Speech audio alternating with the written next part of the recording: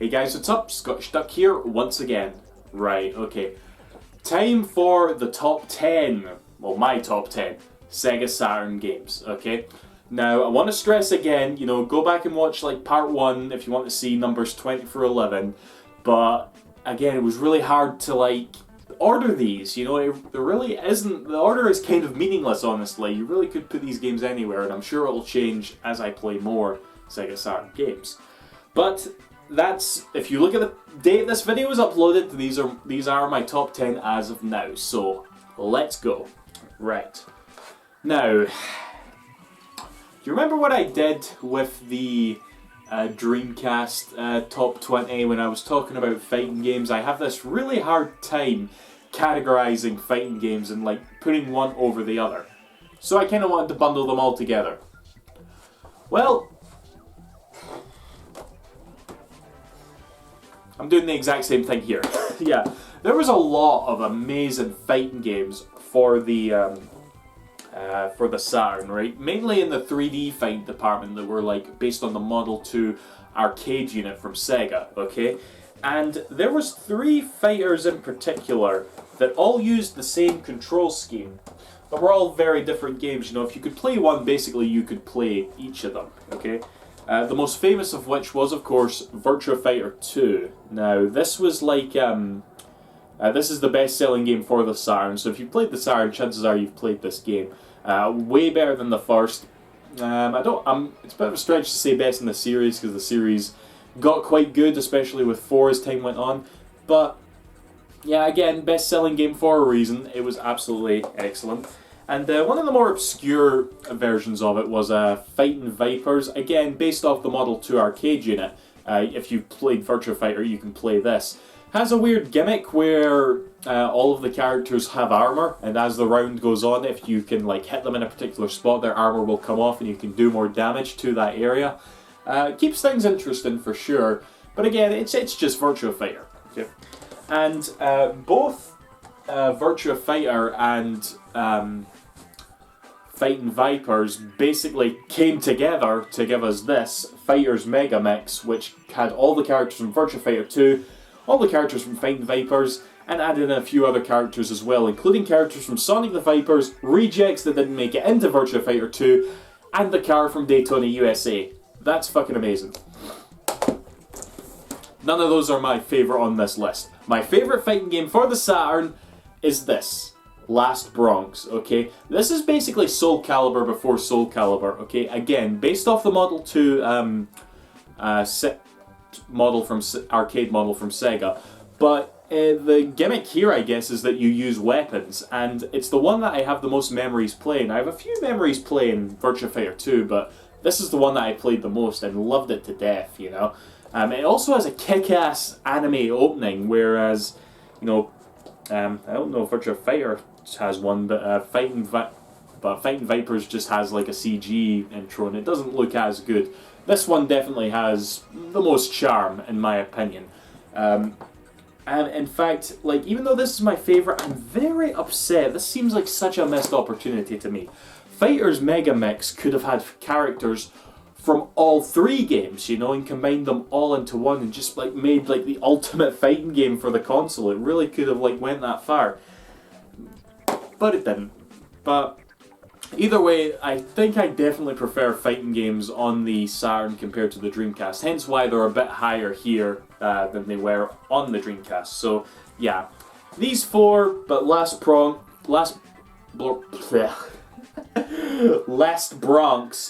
Why did I forget the name there? I'm nervous. Somehow, but they're number 10, all 4 of them. Yes, I'm cheating. I don't care. Right, so on to number 9, shall we? Okay, now this is again a game that I have a lot of nostalgia for, and to be honest, this is where the placement can probably go a bit out of hand, and nostalgia is a bit too blind, because the fact that I've put this game over Daytona and Sega Rally is a bit scandalous. Sonic R. I love this game, guys. Okay, like, I'm not saying that in a sort of like semi-ironic way. It's like, oh, I love it in a so bad it's good kind of way, right? I don't think I like any game like that, if I'm honest. I genuinely 100% could put this game in right now, play it, and have a lot of fun. I really, really do like it, okay? I love the music. I don't care. I love the music. I really do. Again, not in any sort of ironic way. I mean, Sega loves to remix super songs from this game and put them in other games, you know? And I feel like they're just doing that so that people could go, Sonic R music, that's funny. I love it. I absolutely love it, okay? Yeah, Sonic R. I'll refrain from saying any more, okay? Because, yeah, I know it's a weird pick, but I don't care. I like it, okay? Okay. Number 8. Now, oh god, the disc is out. But some of these Sega Saturn cases are so bad for keeping the discs in. Now, in retrospect, this might actually be a bit high than it probably deserves, because it's kind of a botched port from the arcade. But I can't not put it on here. I probably love it more than Daytona, and I have a lot of... This is actually one that I have a lot of nostalgia for because of the arcade. That's the House of the Dead. Yeah, the arcade game is wonderful. House of the Dead 2 is probably a wee bit better, but this is really, really good in any case, okay? And unlike Virtua Cop, this is actually a game that I don't mind playing with just the controller. I would love to play it with the gun, but this is the best I can do for now. And a lot of the stuff from the arcade is still present here, okay? It is still a very fun game to play, you know? Again, the Saturn port is just a bit botched, but this is one of the few cases where it's just like, I don't care. It's still House of the Dead, it's still awesome. So that is number 8 on the list. Yeah. Right. Number 7. Now, right.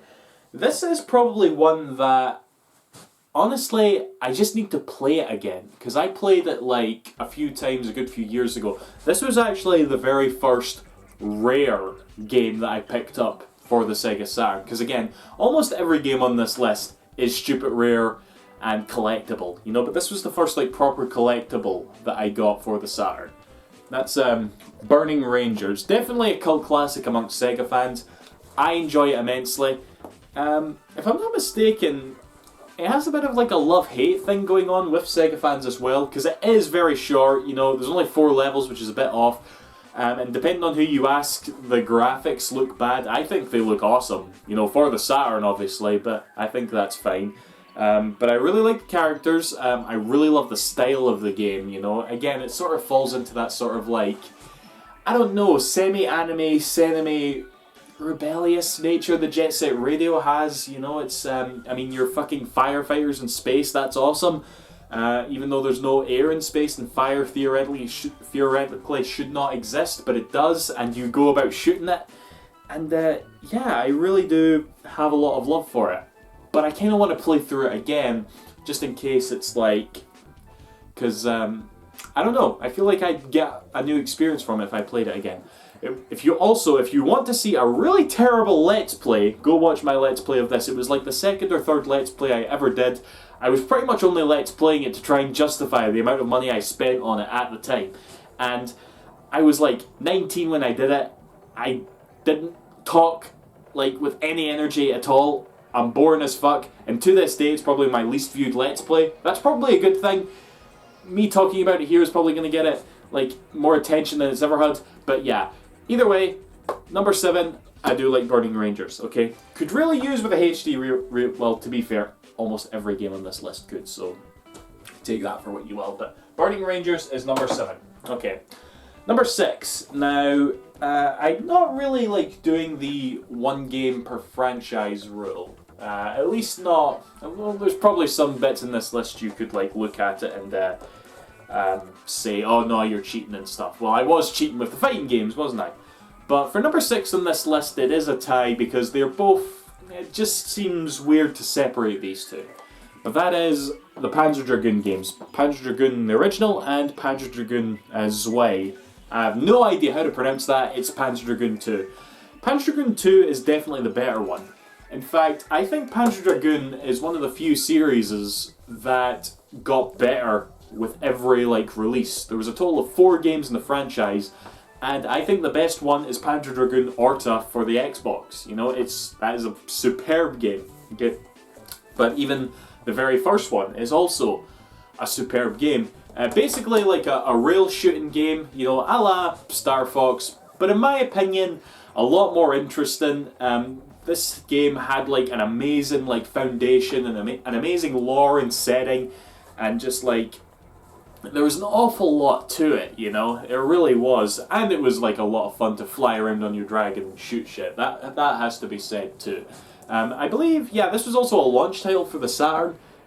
Despite that, looks unbelievable. Again, for the Saturn, you have to stress that.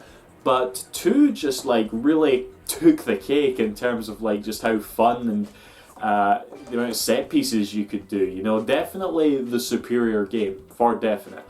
If you've got a Saturn, chances are you've definitely tried some of these, okay? You really, really should as well, because these aren't too pricey. They really aren't. So definitely try out Panzer Dragoon. They are number 6 on this list.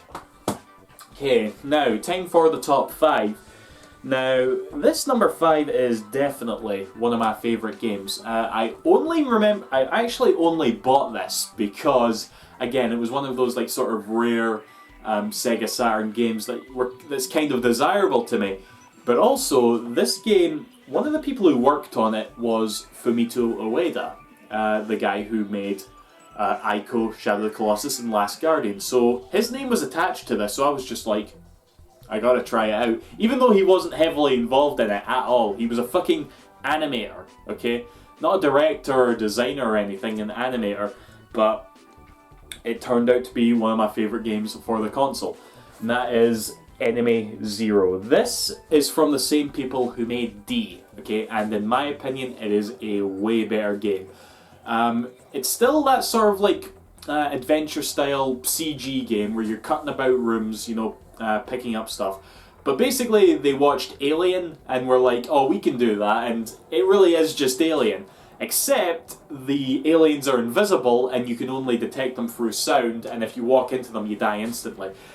Everything about that description makes it sound like so frustrating, but I want you to think about like Alien Isolation, okay? How that game also sounds like it could be frustrating, but it ended up being one of the most amazing experiences of this current generation, you know? This, I swear to fuck, absolutely, 100%, the guys over there at Creative Assembly, they played this and were like, okay, let's take some notes from this, because it is so much like Alien Isolation, and does kind of a bit more, to be honest. Because again, it's not just like this sort of like hiding from the monsters sort of thing that you can't even fucking see. There's also this adventure game element to it. Not to mention a surprisingly interesting story, which doesn't tie into like D or anything, but it does use the same characters. Like Laura here, she's kind of like an actress that they use in all their games, and yeah, it's really interesting to me. A lot better than Deep Fear, I think. Definitely a lot more scary. Okay, yeah, it's. See, this is definitely one of the things that I keep wanting to talk about with these games, but I knew I'd keep repeating myself. But these games really gotta get re-released. They really do. This one in particular, it just saddens me that so few people can play it. I don't know anybody else that's played this one. Has anybody out there played this one? Because I would love people to talk about with it. It is so good. I really enjoy it. Enemy Zero for the Saturn. One of the best games on the console for sure. But so are these next 4. So yeah. Now this one, okay, this is the coup de grace. This is the gem of any Sega Saturn collection. You all probably saw it coming. Panzer Dragoon Saga. We just talked about like the other Panzer Dragoon games. This game is also really good, yeah. Definitely mostly famous for being just one of the most sought after and rare games there is, and a lot of you are probably quite jealous of my ownership.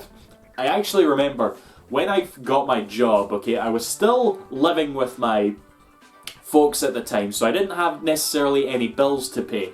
I started my full-time job, I got my first paycheck, I could basically like, before my mind sort of like realised, no, you should start saving money, was kind of like, go buy like something you've always dreamed of. And what was the thing I'd always dreamed of that I always wanted to own? It was a copy of this. So it was this was literally the first thing I bought with my first paycheck at my current job. So it holds a special place in my heart for that. But it took me years to get around to actually playing it. Again, I only played it for the first time a few months ago. I finally sat down and was like, let's fucking do this, you know? It just sort of like sat there on the shelf all the time and never really touched it. So the fact that the game was good was just a really good bonus, quite frankly. It's a really nice successor to the rail shooting games that we got before it. But it has a really unique battle system. It's not really even that long of a game. It actually most reminds me of like the air battles that you got from Skies of Arcadia. You know, they're a bit more involved than that, I suppose, but you know, you're constantly in the sky when it happens. You have just like this really, not even necessarily massive world, but very like well thought out world to explore as you go through the game. And yeah, it's like, again, I'm gonna keep saying it. Why hasn't it been re-released? You know, it's like, you could do so much, Sega. You could do so much, but yeah. Panzer Dragoon Saga. Is it worth the price of admittance? It's worth a lot more the price of admittance than Deep Fear is, okay? But it's really good. I love it a lot. It's really good. Okay, top 3 now. I'm surprised I've put this high, honestly. But what can I say? I'm a sucker for this genre. I really am. So and it's an American game, actually. It's Astal, okay? Now, this was a fairly early game for the Saturn, and it's a entirely 2D game, where you play as like this little demigod guy. He goes off on an adventure with a little bird and tries to like save his girlfriend, sort of girlfriend, from some evil person thing, okay? But it is so charming, okay? I'm a sucker. I'm an absolute sucker for games like this. Just look at this character, okay? The box art itself isn't very good, I know, but he's just a very, like, charming sort of character. The environments are gorgeous. The music is, like, so lovely, right? It's basically the Sega Saturn's Klonoa, okay? You all know that I really like Klonoa. This is the Saturn equivalent, and it is just as good, if not better, right? It really is. And it pisses me off that we didn't get it over here. I had to import it, obviously. But yeah, and there's no end label either for some reason. What the fuck's up with that? But no end label is literally the only bad thing I can say about this game, because I love it so much. Well, I guess it can be quite hard near the end as well, but yeah, Astal. If there is one game that would take like the least amount of effort that Sega could bring over and make a HD pour of, it's this, okay? It baffles me that they've not even done it yet. I know that there's not like a massive fan base for Astal. I mean, there's not even a massive fan base for like Klonoa, but Klonoa's fan base is miles bigger than fucking Astal. That's so sad to even think about. But just, if you're interested in games like Klonoa that are full of charm and just wonderfully fun 2D platformers, please give this a go. Please. Do it for me. A little personal favour. Yeah. Okay. Now we're on to the top 2. Now, this one, okay. I'm immediately regretting putting this on here, okay? Because it's so cheating. It's so cheating. It's Sonic Jam, okay? A compilation of Mega Drive Sonic games, okay?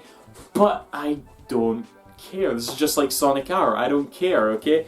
This was, without a doubt, my most played game for the Sega Saturn, okay? And that sounds so sad. I got the Sega Saturn, and I just played games that I could play on my Mega Drive.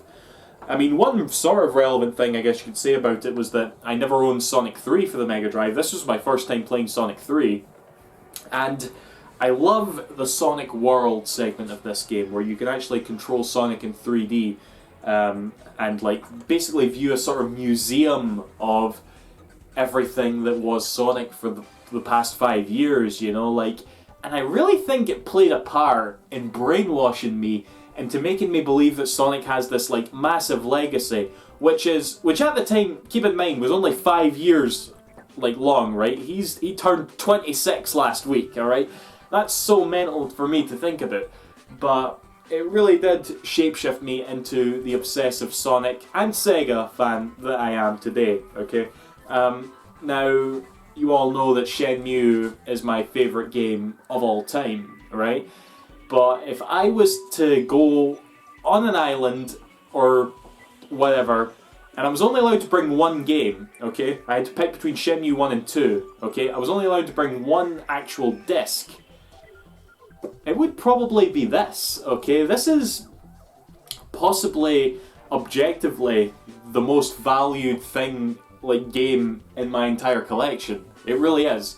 Obviously, it's not number one, so that sounds a little bit weird to say. I'm just saying the games on this list the games on this disc mean a lot to me, and the compilation itself means a lot to me. I mean, you can play everything on here on like Sonic Gems Collection or Sonic Mega Drive Collection for the PS3 and 360. So what makes this so special? Could it be nostalgia? Could it be that it's put together a bit better? I don't know. I really don't know. It's just a feeling. It's just a feeling that I can't get away, right? Okay? It's not supposed to make sense, okay? In fact, I think it was... Fuck, who said this again recently? I watched a video, somebody was talking about this, okay? You don't pick your favourites pick you. And Sonic Jam is my second favourite game for the Sega Saturn. Now, as for number one... Okay, you guys know my Dreamcast video? I was being a dick and I didn't put Shenmue at number one because I didn't want to be predictable. I mean, some of you did comment before the video ended and was like, "Where the fuck's Shenmue?" Okay, none of you waited till the very end and saw that I was just like, "Ha," because being predictable is shit, and I've not done that this time. I'm going to be predictable. Okay, it's Nights. Obviously, it's fucking Nights. Okay. Obviously, this is my favourite Sega Saturn game, okay? Are yous happy? Are yous happy you stayed to the very end to see Nights at number one, okay? Well, what's Scottish Duck's favourite Sega Saturn game? Oh, I think it's Loaded for the Sega Saturn. Or I think it's Bug. Bug is shit, by the way. I played that not long ago too. It was awful. But yeah, like... I don't even want to, like... I just really like Nights, okay? I just really, really fucking love this game that I'm holding in my hand right now, okay? I think, like... I played through the game not long ago. I play through it quite frequently on, like, PC, because you can download a really sweet HD version of the game. Hint, hint! You know? And I just played it in one sit, and I got to the end, and every time I beat it, I just feel like, oh, I just love this game. It rejuvenates me. It's just such a joy to experience over and over again. And I made a tweet, and the tweet read, one day I hope I find a woman that I love as much as I love Nights. And I tweeted it, and then immediately I was like, fuck, did I really just say that? That's the sort of passion I have for this game, okay? It really, so, with a statement like that, how can it not be number one? So, yeah. That's that. Oh, and Christmas Nights is really good too. So, that's that, guys. That was the top 20 Sega Saturn games, at least in my opinion. And I'm going to throw this in as just a little bonus, actually. You want to know what the worst Sega Saturn game is? The one that is just, like, makes me so mad that I can't stand, okay? It's these two right here, okay? Right, you see this? This is Sakura Wars, okay, 1 and 2. These are like strategy RPGs crossed over with dating sims, released for the Sega Saturn. They were just like really well received by fans, have this massive legacy. And in general, when you're talking about Sega's most popular franchises, most beloved franchises, these get like brought up a lot. Why the fuck are they my least favorite Saturn games? Because I can't even fucking understand them. They're all in Japanese, and I really want to play them. I just wanted to rant about that, so yeah. There we go. See you after, guys. Thanks for watching. Bye-bye.